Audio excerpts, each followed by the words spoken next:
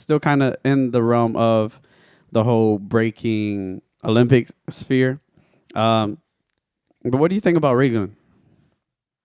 Guys, thoughts? What do y'all think? What do y'all think about Bgirl Raygun? Because I'll give my side, but I just want to hear You want to hear everybody else first so you can correct? No, not correct. I mean, there's a lot of ways like you can go into it. Mm-hmm. So, one, I think that like she just did what she just did. Like, right. That's just what it is.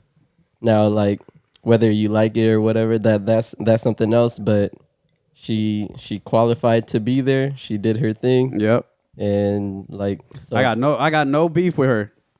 So yeah, she did her thing. She got on the stage. That's what it is. Yeah.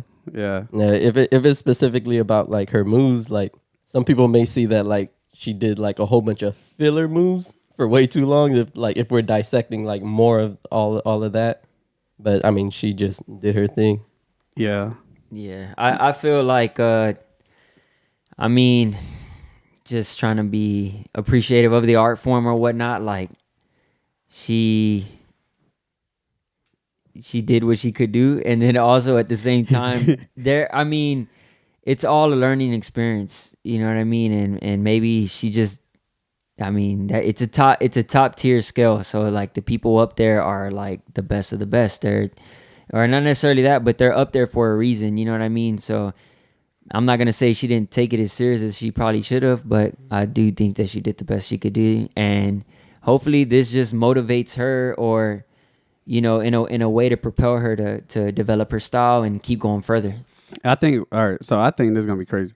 There's a couple of things. So my initial thing was, I hope this isn't a lens into the breaking sphere for people to say, I just need to do something viral in order to catch a following, in order to, actually be noticed and be seen. That's one thing, because moving on, if we start going to these events, like major events, and people try and do some of these controversial movements, like on, like let's say the next Olympic stage, or like a freestyle session or ether stage, if they try doing it there, then it's like, oh yeah, this is what works. This is what like really gets the eyeballs and followers and whatnot, right? The other thing is, it would be insane to see Raygun come on a, let's say, how do I say this? If she comes back in a redemption arc, like, she was taken as a joke before, but then comes back and she's like actually the best. Like she's like Hero 10, like, or something crazy. She's doing those type of moves and smoking everything. Yeah, if that happened, that'd be crazy. Yeah, if that happened, I'm quitting. Especially if she flips all those moves. All those moves that she's getting made fun of, if she flipped them into something crazy, yeah, I think that would be like a major improvement. Yeah, that'd be crazy. Yeah, but with me, I tell people all the time, everybody has the right to participate in hip hop and in breaking specifically. So I don't think you should get condemned if you didn't do as well. I think it all ultimately goes down to the federation and how things were appointed, and if that was the best that region had, and that Oceanic cipher had, and that's the representative. He said that's y'all best. If every Olympic sport, there's always somebody bad, like a region that's bad. Like if you put, let's say, track, there's gonna be a region that's not as well as a performer as some others. So there's always those types of things. But yeah, ultimately, I just think it came down to whoever was in her heat, whoever she had to compete against to get to that spot. So question, like, I know it was really tight with the U.S. Qualification. Victor already qualified. Now it's you and Gravity. How was that process like, trying to get through that? Yeah, no, it was interesting because it was we both knew once Victor qualified last year. It was funny because me and Gravity, we talk like pretty often, pretty frequent. And then we're watching it separately in our own places. And then as soon as Victor qualified, you could just tell there's like some silence between us.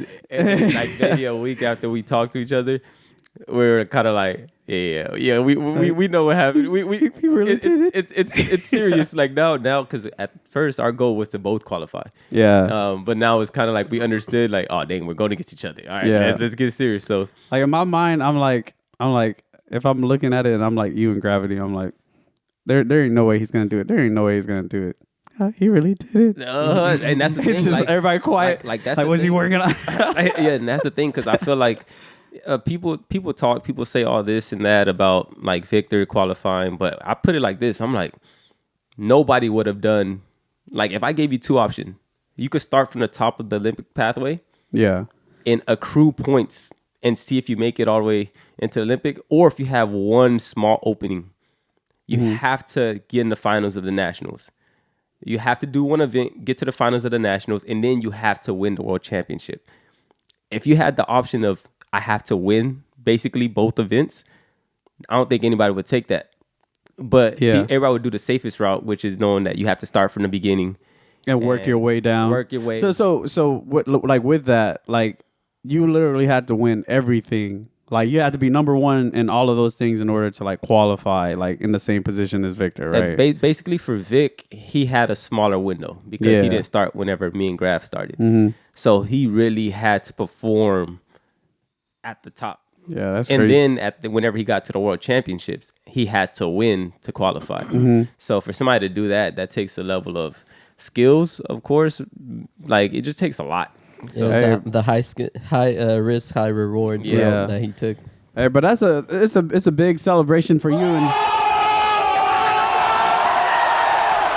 I celebrated too early, but it's a big it's a big accomplishment for you and Vic making it into the finals at the Olympics. That's insane. So we got an Olympian in the house and the crew, man. Hey, that's what's up, man. You made it work. Hey, it takes a team. It takes a team. Yes, sir. Yeah, for sure. Could have done it without the team backing. I needed all the energy. Give me all your I'm energy. about to steal all y'all's moves and put on the stage. I'll tell you, if I ran out of moves, I'm pulling out everybody's rounds. Like, you got at least that move. Yeah. But it was, I want to say during the qualifier, the OQS, whenever me and Grav were going basically toe to toe. Yeah. Those were like the stressful times because I never felt that type of stress in competitions. Yeah. But knowing that this is the highest of the high, we're going against the top 40 in the world. I bet. Yeah. Like, no bracket is easy.